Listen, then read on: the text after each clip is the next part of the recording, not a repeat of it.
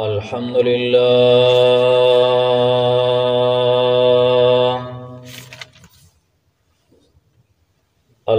لله الذي أنزل على عبده الكتاب ولم يجعل له عوجا والصلاة والسلام على سيد الرسل وخاتم الأنبياء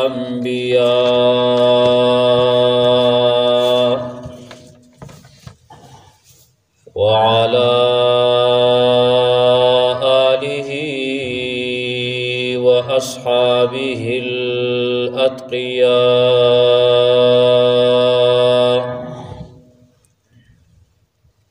الذين هم خلاصة العرب العرباء وخير الخلائق بعد الأنبياء.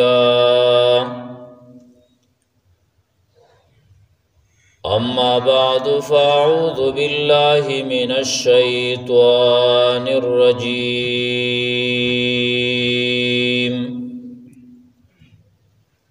بسم الله الرحمن الرحيم.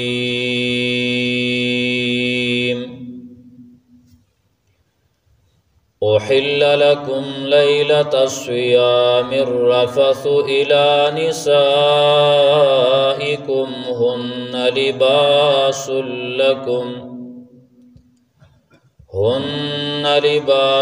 لكم وأنتم لباس لهن. علم الله أنكم كنتم تختانون أنفسكم فتاب عليكم وعفى عنكم فالآن باشروهن وابتغوا ما كتب الله لكم وكلوا واشربوا حتى يتبين لكم الخيط الأبيض من الخيط الأسود من الفجر ثم أتموا الصيام إلى الليل.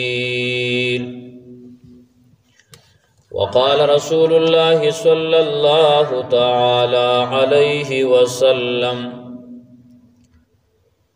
لا يمنعن أحدكم أذان بلال من سحوره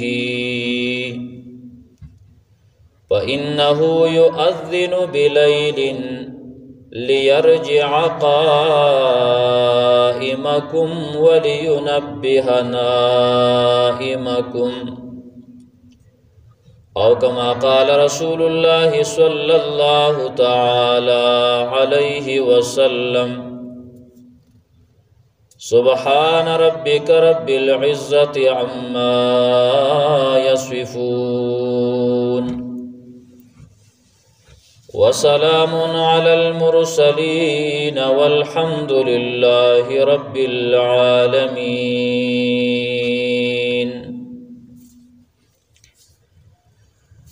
زما عزتمندو مسلمانانو، رمضان المبارک چې شروع شوی دی،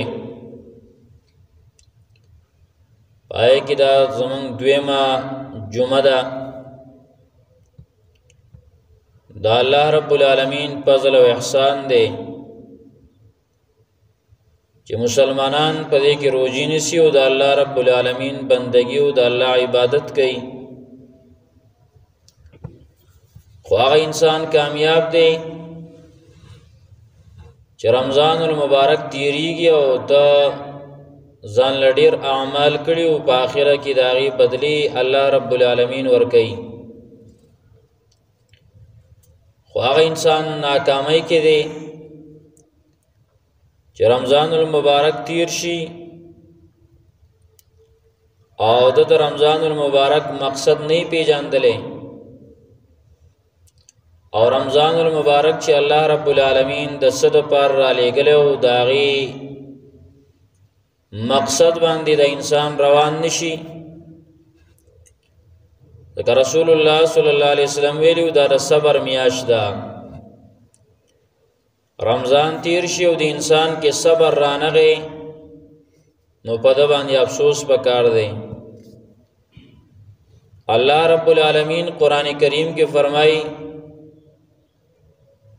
دا د دې لپاره چې تاسو دا الله د نافرمانی نه ځان وساتئ. د دې لپاره د رمضان المبارک روزې ما پرس کړلې. لکه دقه رکوع ده د رمضان المبارک باز شروع شوه دی یا ایها الذین آمنوا کتب علیکم الصیام سره، او دا مخکې جمعه باندې ویل شو چې الله رمضان المبارک دې د پر را لګره دی لعلکم تتقون، چې دا الله رب العالمین د خلاف نه په دې باندې ځان بچ کی. دا سوچ او فکر وکې چې زه د سحر نه تر د ماښامه پورې دا خوراک ولې نه کم. نو مسلمان چې کله دا سوچ وکي او څوک دې تپوس وکي ته خوراک ول نه کې وای روزه ده الله تبارک وتعالی منع کړم چې خوراک سکاک بنه کې. نو دقه شان ځان سره به دا سوچ کې چې زه د الله د رشوت نه منع کړم رشوت بنا اخلم. دې کې دا سبق دی. الله د غلا نه منع کړم غلا بنه کوم. الله د دوکې نه منع کړم دوکه بنه کوم. الله د دین منع کړم چې د هغه خلق هغه زنانا چې په میراث کې راسه شریک دي د پلار په مال کې چې څنګه د ورونو د زامنو یې صدا نو دغه شانت کې د لونو یې صدا. نو هغه ورور به دا سوچ کوي چې زه څنګه چې په رمضان المبارک کې خوراک نه کوم الله منع کړم نو دغه شان د خور حساب ما سره دا او هغه مانه دا ور کړی او هغه استعمالو ما نور دینم الله منع کړم. دا ټول سبقونه به د دینه اخلي چې څومره ناروا دي او الله رب العالمین دا غینه منع کړل نو دا غینه به منع کیږي. دا د رمضان المبارک اصلي مقصد دی. جنن ستا خپل خوراک چې تا ګټلې دی او ان خوري نو څنګه سبال حرام مال استعمالې. نن د ماخام نه د سهار نه ماخام پورې خوراک نه کې الله منع کړی نو د څه ډیرو کارونه منع کړی هغه هم نه کې. بیا رمضان المبارک د دې دغه حقیقت چاونه پیژاندو او رمضان المبارک تیر شو نو هغه انسان ته خیری شوی دی. تاسو مخکې جمعه اوریدلی و چې نبی علیہ الصلوۃ والسلام باغی آمین ویل دی او جبرئیل علیہ السلام خیری کړی دی. د دې وجه نوای منفعته الزرع فی وقت البذار وما تراه يحصد الا الهم والندم. د کم یو انسان نه چې د تخم کرلو په وخت کې تخم کرل ير شو او هغه ته پوت شو د پټو د کرلو وخت او د سستی وکړه غفلت وکړه او دی انسان د خپل پټه ونه کارا نو پما تراه يحسد الا الهم والندم. دې چې تبیایني نو دې خود سره بل لسشتنا نو صرف بده افسوسونه او ارمانونه بکې او غم بکې.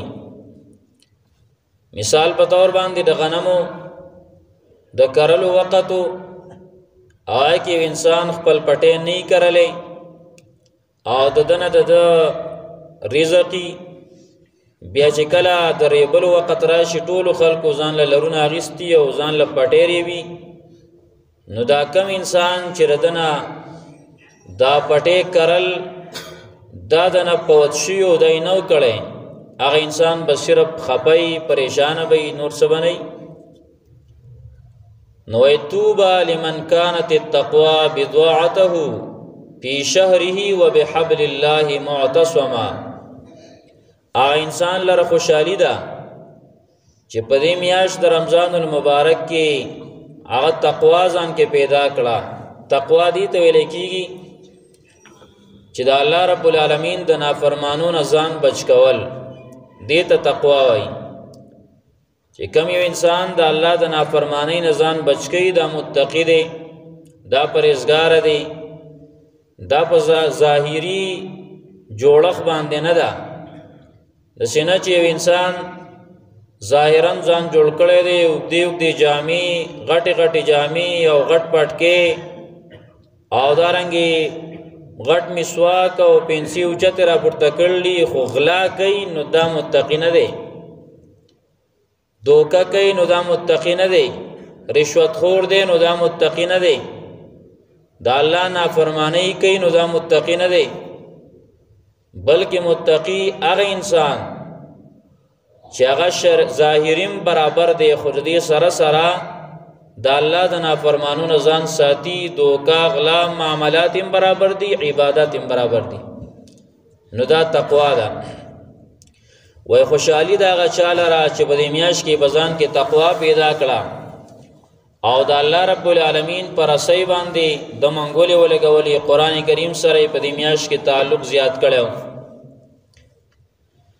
بیا فضیلتونه خو دې ډیر زیات دي او سمخ کې جمعه باندې ویل شو د رمضان المبارک او تاسو بار بار اورئ او دې فضایل سره دا کیږي چې انسان شوق زیاتیږي دا روزه ول بیا خوان ور کوي ځکه د انسان د یو عمل د فضیلت نه خبرای نو د تاسو بیګار ښکاری دی وای کله به ختميږي او چې کله د ته معلومي چې د کې دا اجر دی نو د انسان وای خدي وګد شي بیا غل اخوان ور کوي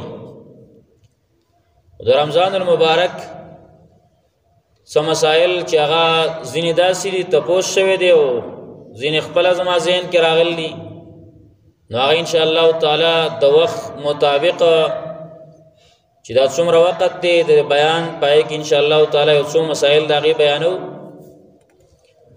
یو مثلا نن په دې موقع باندې دا چې پېشمنی وخت کې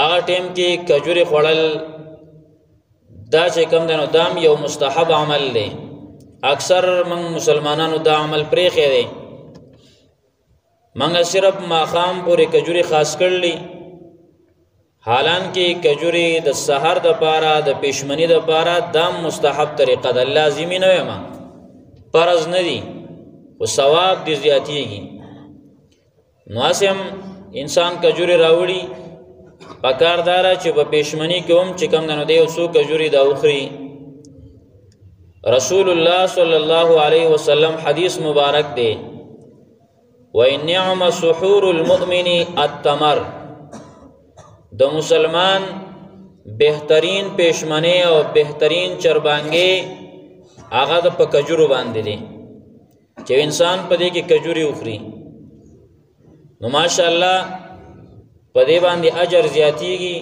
ثواب په دې باندې زیاتیږي نو یو د دې خبره اهتمام وکړو چې پېشمنی کې یو کجورا 2-3 خامخه دا منګه خورو او د ډیر زیات فضایلم دي د کجوري د رمضان المبارک نما سیوا په نور وختونو کې ردی هم ډیر زیات فضایل دي کم یو کور کې د انسان کجوري ساتي او د هر سحر او بیا خصوصا په حدیث کې راغلی چې د مدینه کجوري آیا عجوه کجوري او کاغنی نو بیا د مدینه کجوري داغی دا خصوصیت دی چې دغه انسان و کجوري د سحر کې خوري نو په دغه انسان باندې به جادو اثر نه کوي جادو به نه کوي څوک به جادو نشي کولای دل الله رب العالمین ډیر لوی قدر ورکړی دی مرتبه ورکړله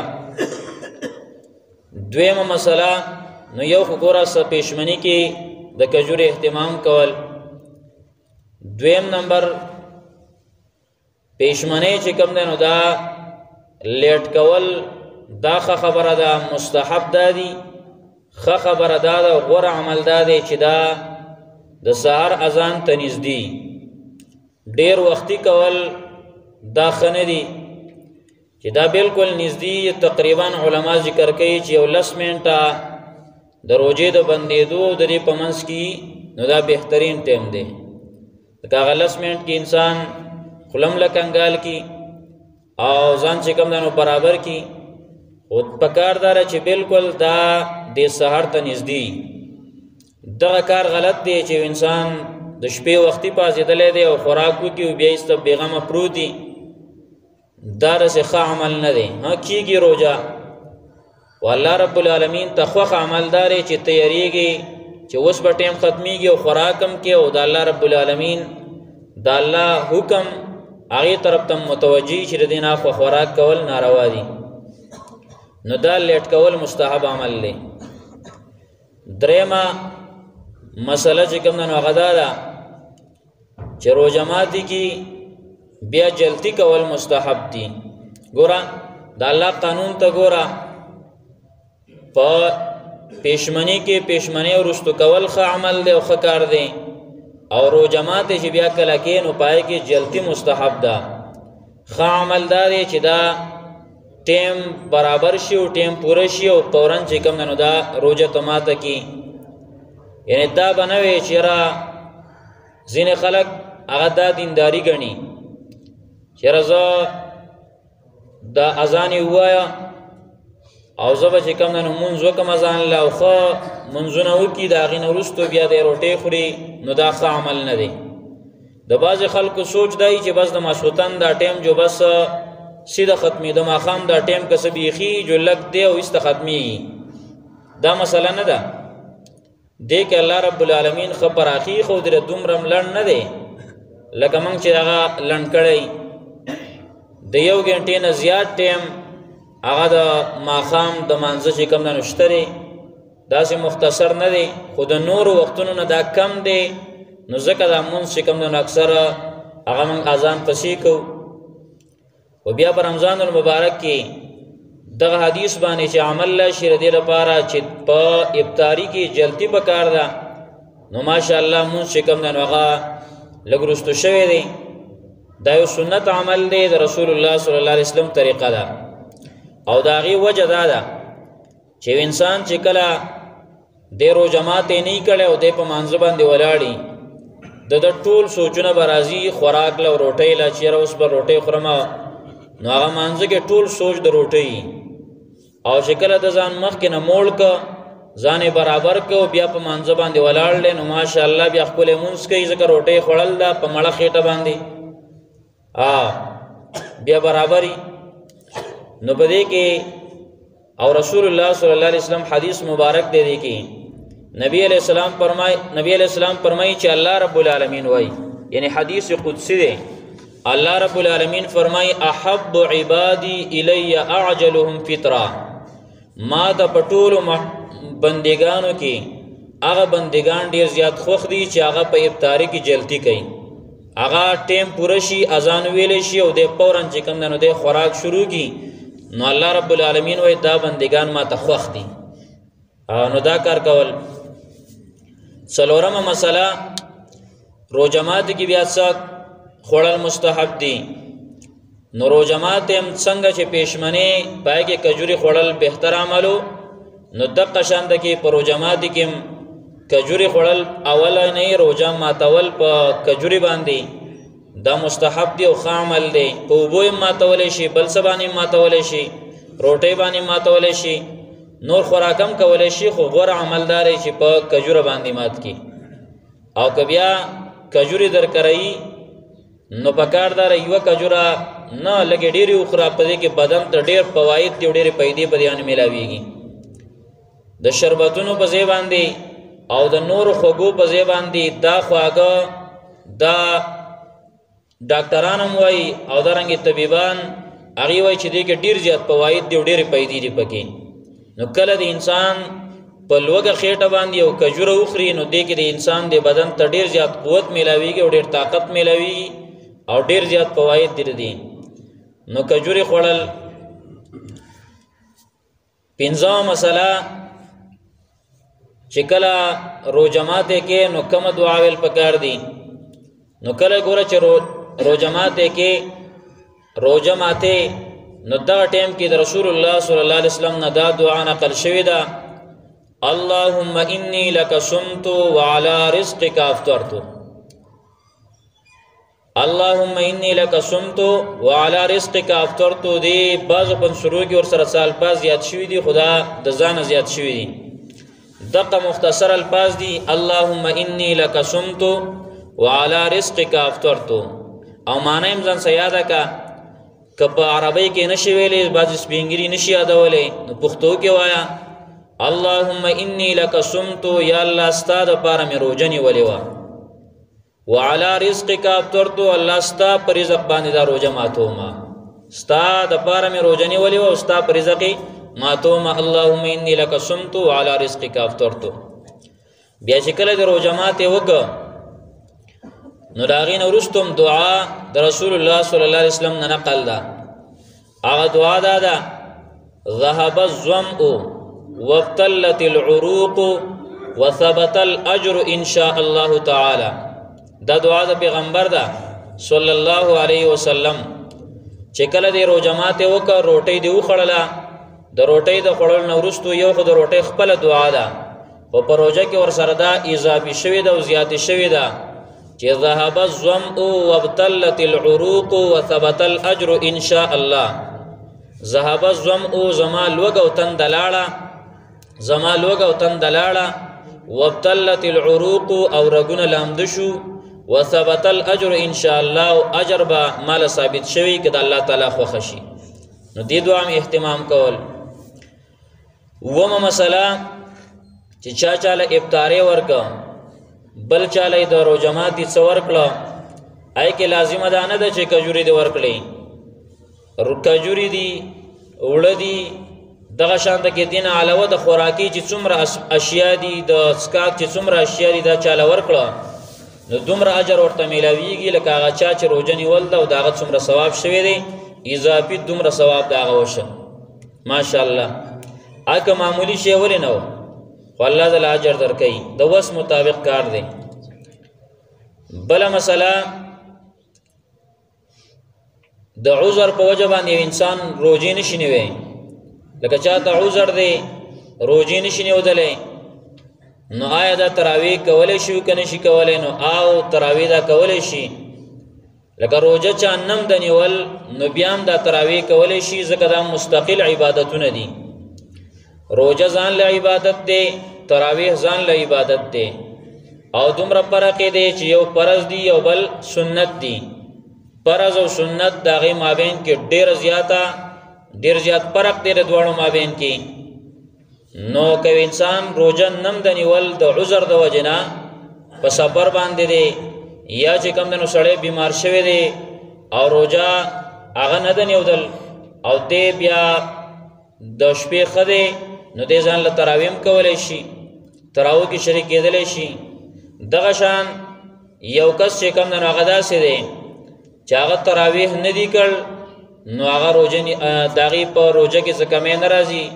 ځینې خلکو دا سوچي چې یاره دا تراویح دی ونه کړې نو د هغې د وجې نه روژه دې نه کېږي. دا مسله دا نشته دی. دې وجې نه دواړه چې کوم دی نو مستقل عبادتونه دي، یو دی وکړه د هغې جدا اجر دی، دا بل دی وکړه د دې جدا اجر دی، د دواړو ښه ډېر بهترین ثوابونه دي. بله مسله مسواک استعمالول په رمضان المبارک کې څنګه دي؟ نو مسواک استعمالول دا جایز دی بالکل، او هر ټیم کې جایز دی، د سهار نه تر ماښامه پورې بالکل چې کوم دی نو دا مسواک استعمالولی شي. بیا علما ذکر کوي که چېرته د مسواک د دې نه چې دا کم دا پوټې غونده کې د دې نه دا اکثر د مسواکونه نریږي، که دا د انسان تیرم شي نو بیا هم په دې باندې روژه کې څه نقصان نه راځي، د قصده به نه تیری. ځکه اصل کې روژه چې ماتیږي دا په دې چې کله انسان داسې بدن له یو شی قوت ورکوي او طاقت ورکوي هغه شی چې کوم نه دی وخوري. نورم مسواک استعمالول جایز. ها ټوپیس استعمالول د دې نه ځان ساتل پکار دي ځکه آی کې کېدې شي روزه کې نقصان راشي. دا شان زنانه دنداسا دا به دې کې نه استعمالي دي نه ځان ساتي. بل پیډیا به کم یو مریض پیډیا ورکولای شي. نو ګوره پیډیا چې ورکوي نو هغه دائمي مریض هغه بیمار چې د هغه ته ډاکټرانو ویلي چې ته بالکل بس تا ښه کېدل نشته دی ورسو ته ویلي یو سړی بالکل سپینګری دی په کټ پروت دی اوس د هغه د راوچتېدو د راپاسېدو څه امکان نشته نو دقې دپاره پیډیا ده. یو سړی عارضي بیمار دی په دې ټول رمضان کې بیمار دی خو ځوان دی آینده تمه شته دی چې زه به ښه شمه نو د هغه دپاره پیډیا نشته دی. پیډیا به څومره ورکوي نو پیډیا 2 کیلو غنم د هغې ریټ دې معلوم کي هغه پیسې د یوې روجې دي هغه به انشاءالله تعالی آینده جمعه کې د هغې حساب به بیا موږ لګولی نو بیا به انشاءالله تعالی وایو آینده جمعې پورې دې کې صبر وکړئ.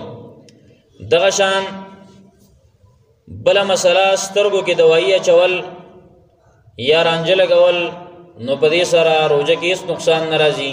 یو انسان رانجه ولګول په سترګو باندې یا سترګې خراب دي دوایي پکې واچوله نو په دې باندې روژه نه ماتیږي. علما وایي اگر چې په مرۍ کې د هغې اثر هم ښکاره شي خو روژه ماتیږي نه.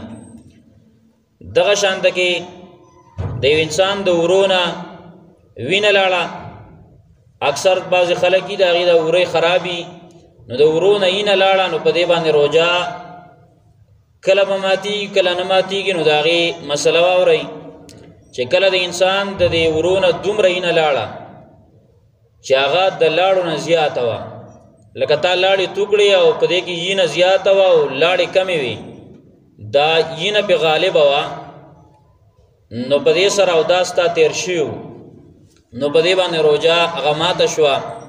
او که چېرته دومره وینه وه چې په دې باندې دا لاړې غالبې دي تا لاړې توکړې او په هغې کې وینه لږه لږه داسې وه او نورې دې باندې دا د انسان د لاړې دا زیاتې وي او دا تیر شو نو په دې باندې روژې ته څه نقصان نه رسیږي.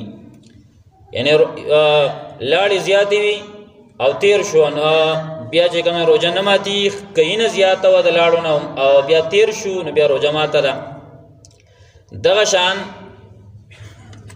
یو انسان چې کوم دی نو هغه داسې ده چې په دې خوله کې خولۍ مثال په طور پخشو ده یا بل څه او یو دوایي راواغېسته په دې خوله کې کېښوده او تیره نه شوه نو په دې باندې روژه نه ماتیږي. ها که تیره شوه نو بیا روژه ماتیږي لکه ډېر تکلیف دی ورته نو په خوله کې دوایي کېښوده نو که چېرته تیره شوه نو روژه ماتیږي که تیره نه شوه روژه نه ماتیږي. دغه شان چېرې ټیسټ دپاره وینه ویستله یا دا کم حجامه چې کېږي او وینه وباسي د مرضونو د پکولو دپاره دغې سره روژه چې کوم دی نو هغه نه ماتیږي. غاښ چا ویستو په روژه کې د هغه هم دقه مسله ده که چېرته دومره وینه وه چې د لاړو نه زیاته او تېره شوه نو روژه ماته. که چېرته وینه چې کوم دی نو معمولي غونده کې وه او تېر نه شوه نو بیا روژه د هغې هغه چې کوم دی نو کېږي روژه صحیح ده. صرف په غاښ ویستلو سره فوراً روژه نه ماتیږي. بله مسله دا ده اکثر خلک چې کوم دی نو دا وایي چې یاره اذان ووایي سهار کې نو په دغه ټیم کې خوراک کول چې کوم دی نو هغه څنګه دي ځکه ځینو خلکو وایي چې یاره اذان ختم شوی نه نو هغې پورې خوراک کوه. دا مسله په دې باندې ځان پوهې کوي دې مسله باندې ځان پوهې کوي. اذان لازمي نه دی وقت لازمي دی. ورې اذان که یو انسان په یو جماعت کې اذان ډېر ناوخته کېږي نو داسې نه چې ته به ورته خپله ته وایې چې بانګ نه دی ویلی شوی او زه به هغې پورې خوراک کومه. ځان له ټیمونه دا معلوموئ دومره خو لږه کوشش کوئ که نه نقشه ځان له کور کې ولګوئ یا دا نقشه دې جومات کې لګېدل له دې کې ګورئ چې کله دا ټیم پوره کېږي ماښام کې ټیم پوره کېده نو بس چې کوم نو اذان کوو هغه ټیم کې ووایو که ونه وایه خو چې کله ټیم پوره دی ته خپله روژه ماتوه. اذان سره ستا کار نشته دی هغه د مانځه لپاره ویلی کېږي. دغه شان سحر کې که اذان مخکې ویلی شوی دی او الته ټیم پوره نه دی نو بس خپل خوراک کولی شي. که اذان رستو شوی دی او ستا ټیم پوره دی نو بیا خوراک نشي کولی، هلته مخکې به نه ځي. رسول الله صلی الله علیه وسلم په دور کې اصل کې دی کې یو حدیث دی، د هغې د وجې نه خلکو ته اشتباه راغله. حدیث دی د رسول الله صلی الله علیه وسلم وایي اذا سمع احدکم النداء والاناء على يده فلا يزعه حتى يقضي حاجته منه. حدیث د رسول الله صلی الله علیه وسلم د دې خبر ته غوږ کېده، اکثر خلک په دې کې اخته دي. نبی علیہ الصلوۃ والسلام فرمایي اذا سمع احدکم النداء، کله چې په تاسو کې یو کس د اذان आवाज واوري، والاناء على يده، د دې حدیث مطلب هم بیا وایم، والاناء على يده، او لوښی د په لاس کې، اذان ویل شو لوښی په لاس کې دی، چای دی، اوبه دي، او یا نوڼۍ ده په لاس کې ده، نو رسول الله صلی الله علیه وسلم فرمایي فلا یزعه، دا نوڼۍ نږدي، دا لوښی دی نږدي، حتی یقضي حاجته منه، تر دې چې د هغې نه خپل حاجت پوره کړي او دا خوراک وکړي. خو د دې څه مطلب دی؟ د دې دا مطلب نه دی چې اذان هغه کله په ټیم باندې ویلی شوی دی یا د ټیم نه وروسته ویلی شوی دی او ته بیا هم خوراک کې چېرې اذان نبی علیہ السلام ویلی چې بس اذان یې ووایي نو ته به خوراک کې. عزتمندو د دې مقصد چې کوم دی نو هغه دا دی، اصل کې د رسول الله صلی الله علیه وسلم په دور کې دوه اذانونه وو، لکه څنګه چې اوس هم په حرمینو کې کېږي. دوه اذانونه کېدل، یو د تهجدو دپاره او یو چې کوم دی نو د سهار د مانځه دپاره. اوس هم دا چې څوک کوي نو بالکل جایز دی، خو لازم نه دی دا دویم بانګ. ها که څوک یې کوي نو غوره عمل دی. اصل کې دوه مؤذنینو، یو عبدالله ابن ام مکتوم رضی الله تعالی عنہ دا ړوند صحابي و، او دویم نمبر بلال رضی الله تعالی عنہ. اوله کې داسې وه چې عبدالله ابن ام مکتوم رضی الله تعالی عنہ به د سحر کې بانګ وایه د سحر د مانځه دپاره، او بلال رضی الله تعالی عنہ بلال رضی الله تعالی عنہ به د سحر د مانځه دپاره وایه، او د بل صحابي عبدالله ابن ام مکتوم رضی الله تعالی عنہ به د پیشمنی په وخت کې بانګ وایه د تهجد دپاره. بیا د بلال رضی الله تعالی عنہ نظر کمزوری شو، نو اصل کې یو انسان د مخکې نه چې کله ړونی نو هغه ته دومره مشکلات نه وي. نو عبدالله ابن ام مکتوم رضی الله تعالی عنہ د مخکې نه ړونو هغه ته مشکلات نه و. بلال رضی الله تعالی عنہ په سترګو باندې کمزوری شو، نو هغه بیا دا نشو معلومولی، ګړۍ مړۍ خو وې نه، نقشې وې نه. نو اسمان ته کتلو که نه، اسمان ته کتلو چې د اسمان د غاړې سپینې شوې جو بانګ به وایه، نو هغه نظر کمزوری شو. چې نظر یې کمزوری شو نو هغه بلال رضی الله تعالی عنہ هغه بیا د پیشمنی ټیم ته واوښتو. نبی علیہ السلام بدل کړه چې ته به بانګ وختي وې، دا د دې اذان نه 1 غنټه مخکې دا بانګ ویلی کېږي، 1 غنټه مخکې دا بانګ به وایه. بیا چې کوم دی نو دا عبدالله ابن ام مکتوم رضی الله تعالی عنہ را بدل شو د سهار ټیم ته. نو چون کې دته دومره مشکلات نه و د مخکې نه ړونو، نو هغه ټیم دیوله الله رب العالمین داسې هوښیارتیا ورکړي، د مخکې نه یو سړی ړوني کوني نو هغه کې ډېر صلاحیتونه وي، نو هغه نه به ټیم نه خطا کېده سهار کې. نو بلال رضی الله تعالی عنہ چې به کله بانګ وایه نو نبی علیہ السلام دغه بانګ ویلی دی. نبی علیہ السلام وایي چې کله د تهجد دپاره بلال رضی الله تعالی عنہ بانګ وایي نو لا یمنعن احدکم اذان بلال من سحوره، د بلال رضی الله تعالی عنہ اذان د تاسو د پیشمنی نه د خوراک نه منع نه کي، فانه یؤذن بلیل، ځکه دا د شپې بانګ وایي، نو تاسو خپل خوراک جاری ساتئ. هغه د دې اذان نه 1 غنټه مخکې بانګو او پای کې به خوراک کېده، نو دغه بانګ په اورېدو سره تاسو خپل روژه مه بندوئ بلکې خپل خوراک کوئ. فانه یؤذن بلیل، دا د شپې بانګ وایي. لیرجع قائمکم، د دې لپاره چې څوک په تهجد ولاړ دی چې هغه خپل خوراک لراشي، او ولینبه نائمکم، څوک وده دی نو چې هغه راپاسي. دا بانګ د پیشمنی په وخت کې د دې لپاره ویل کېده. نو هغه ټیم کې نبی علیہ الصلوۃ والسلام وایي چې د تهجد بانګ دی او ټیم نه دی پورا، د سحر د اذان ټیم نه دی پورا، د روزې د بندېدو ټیم نه دی پورا، او دغه ټیم کې بانګ ویل کېده، نو هغه ټیم کې بانګ دی ویل کېږي ته خپل خوراک کوه. خو د هغې مقصد دغه و.